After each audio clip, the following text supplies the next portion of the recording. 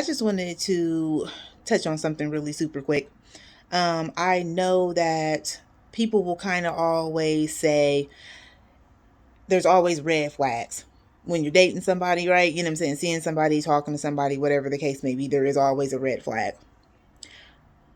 You'll always have somebody say, oh no, people can pretend, people can disguise it, people can do this, and people can do that. I would say that you're not always going to see red flags, but you can feel them. If a person does or says something to you that makes you feel some type of way and it's negative, that's a red flag.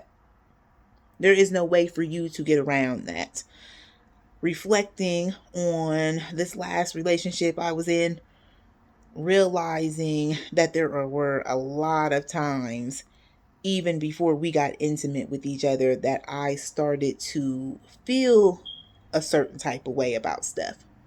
And the reason why I ignored it is because I was using what everybody else's standards are versus what mine are. See, what might be a red flag for me might not be a red flag for somebody else, and it might even be acceptable and okay. Me having this understanding now at almost 36 years old, that just because something offends me doesn't always mean that it was offensive. But I do need to warrant my emotions and figure out why it offended me to begin with. It might be me, and it might be that it was really offensive as fuck. Do not measure your emotions and how you feel based off of what you think somebody else should feel or what you think somebody else would respond to.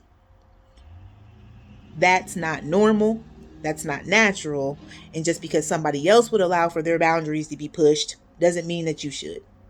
If you feel a certain type of way, warrant that feeling, investigate it, and if you feel deeply enough, walk the fuck away. Block, delete, whatever the fuck you need to do to cease contact with this person. If I would have done that the very, very first time, I would have saved myself 2.5 years and a whole lot of other stuff if I would have just listened to my intuition and what I felt the first time.